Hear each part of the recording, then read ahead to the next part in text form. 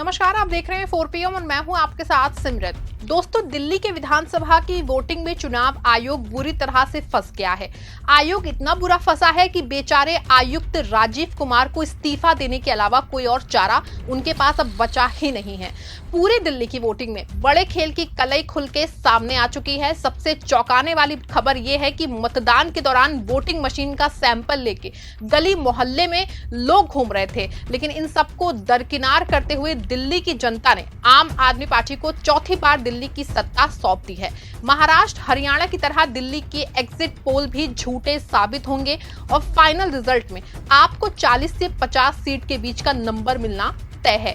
ये दावा हमारा नहीं है, बल्कि इसका एक बड़ा सबूत सामने आ चुका है। इस सबूत के सामने आने के बाद बीजेपी के खेमे में खलबली मच गई है। बीजेपी को इस बात का डर सताने लगा है कि कहीं महाराष्ट्र और हरियाणा में उनका हाल कांग्रेस जैसा तो नहीं हो जाएगा।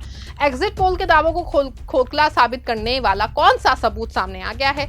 ये सबूत इतना पुख्ता कैसे है कि बीजेपी खेमे में खलबली मच गई है? ये सब कुछ मैं आपको अपनी इस रिपोर्ट में बताने वाली हूँ। साथ में आपको ये भी बताऊंगी कि वोटिंग मशीन सैंपल के जरिए कैसे जनता से पैसे के बदले वोट मांगे जा रहे हैं।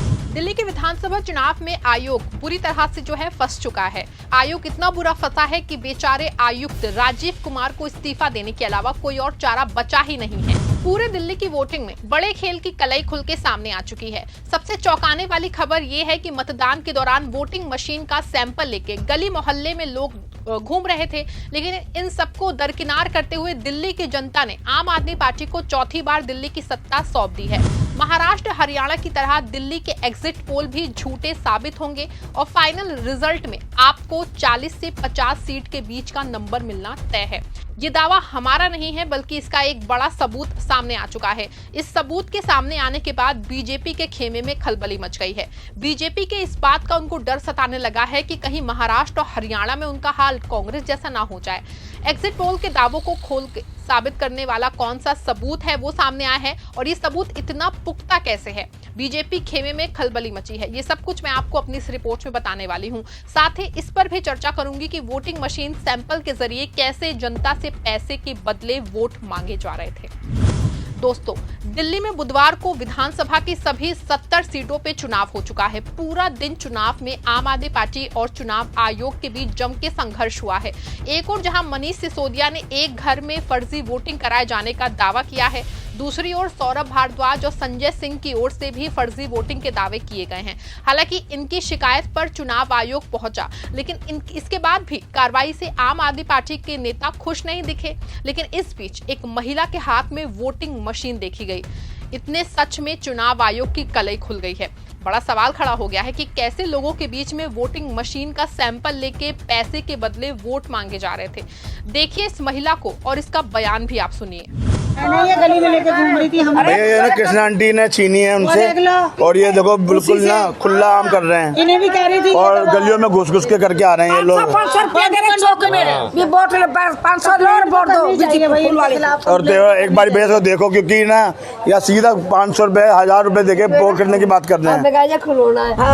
सुना आपने कि महिला का दावा है कि ये बीजेपी के लोग लेकर के आए हैं और 500 रुपए में वोट खरीदने की बात कर रहे थे। महिला का ये बयान अपने आप में बहुत अहम है और ये चुनाव आयोग को सवालों के घेरे में खड़ा करता है। वहीं दूसरी ओर दिल्ली की 70 सीटों पे 60.44% मतदान हुआ है। हालांकि मतदान के तुरंत बाद आए एग्जिट में ज्यादातर में दावा किया जा रहा है कि बीजेपी की फुल मेजॉरिटी की सरकार बनने जा रही है। दिल्ली के विधानसभा चुनाव में 10 कंपनियों ने अपने अपने सर्वे दिए हैं। इसमें 60 एग्जिट पोल दिल्ली में बीजेपी की सरकार बनाते दिख रहे हैं। मैट्रिक, बी प्रीसाइट और डीवी रिसर्च नाम की 3 एजेंसियां आपकी जीत होने की बात कर रही हैं।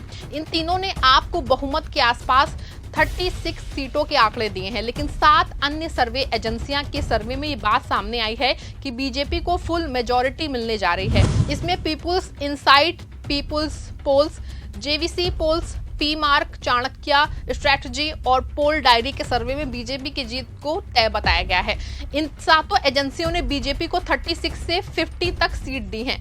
ऐसे में तय माना जा रहा है कि 26 साल बाद बीजेपी दिल्ली की सत्ता में वापस लौटने जा रही है। और दिल्ली बीजेपी अपने मुख्यमंत्री का नाम तय करने में जुट गई है। बीजेपी नेता और सीएम आतिशी के खिलाफ लड़ने वाले रमेश बिधूड़ी का बयान भी आया है। रमेश ने कहा है कि जीते हुए विधायकों में से ही सीएम का चेहरे का चुनाव होगा। हालांकि उनका खुद का इशारा अभी और है, लेकिन अभी सब कुछ रिजल्ट आने के बाद फाइनल हो पाएगा।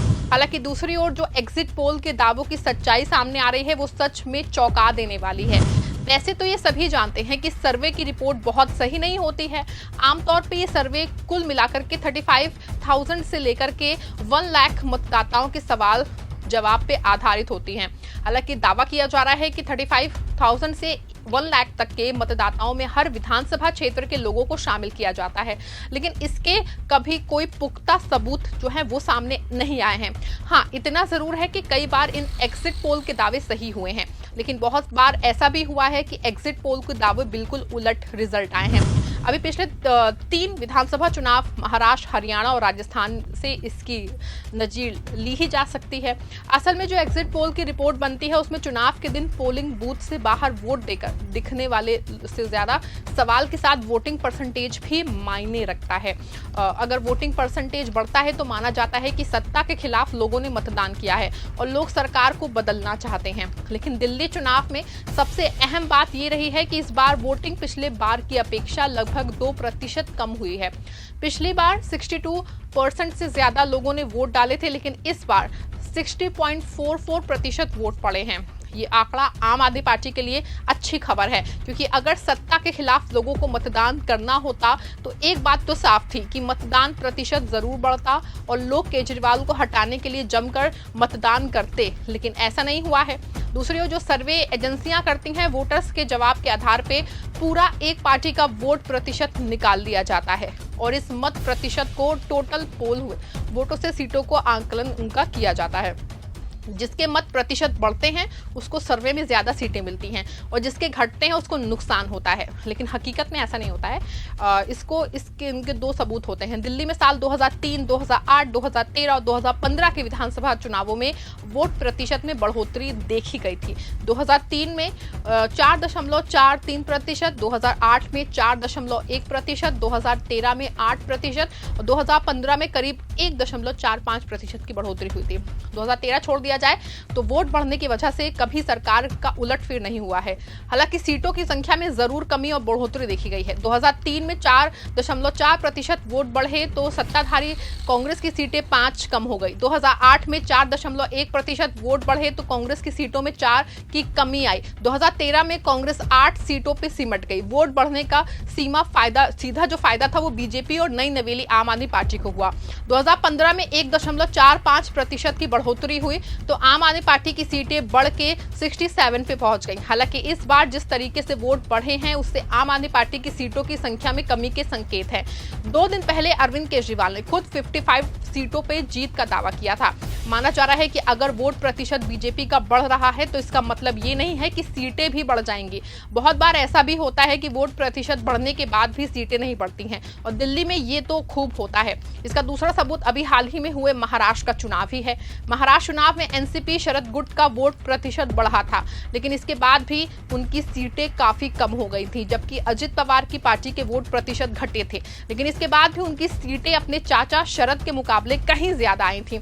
ऐसे में बात पूरी तरह से साफ है कि किसी पार्टी का वोट प्रतिशत बढ़ने का ये मतलब कतई नहीं होता है कि उनकी सीटें बढ़ जाएंगी और सामने वाली पार्टी की सीट घट जाएगी।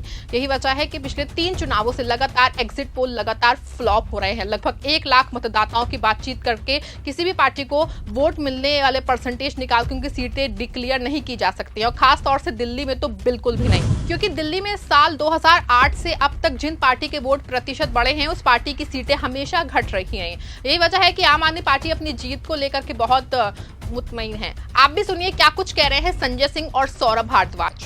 संजीवनी स्कीम, ये जो हमने घोषणाएं की थी, मुझे लगता है कि उसका एक व्यापक असर आपको चुनाव परिणाम में देखने को मिलेगा। तो आप देख लीजिएगा परिणाम 8 तारीख को, उसमें ज्यादा दिन थोड़ी रह गया। आज 6 तारीख हो गई, परसों आ जाएंगे नतीजे। देखिए, अगर एग्जिट पोलों की सरकार से भारतीय जनता पार्टी खुश है तो अपनी सरकार बना ले, एग्जिट पोल के ऊपर अपना एक मुख्यमंत्री भी बना ले, कुछ मंत्री भी बना ले। एक दिन और एग्जिट पोल की जो है उम्र है।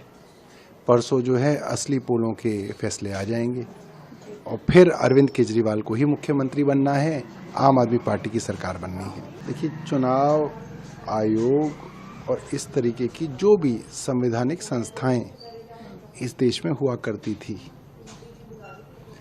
उनके ऊपर सरकार का कब्जा आज साफ साफ नजर आता है और ये सभी संस्थाएं ज्यादातर सरकार के राजनीतिक अंग भारतीय जनता पार्टी के एक प्रकोष्ठ की तरह जो है आज बर्ताव करते हैं। देखा आपने कि आम आदमी पार्टी के दोनों नेता अपनी जीत को लेकर कितने पुरसुकून में हैं। ऐसे में आपको क्या लगता है कि एग्जिट पोल के दावे कितने सच्चे होते हैं? हमें अपनी राय कमेंट में जरूर बताएं। खबर अच्छी है और सच्ची है तो इसको लाइक करें और खबर को जरूर शेयर करें। हमारे चैनल पे नए हैं तो चैनल को भी सब्सक्राइब कर लें। धन्यवाद।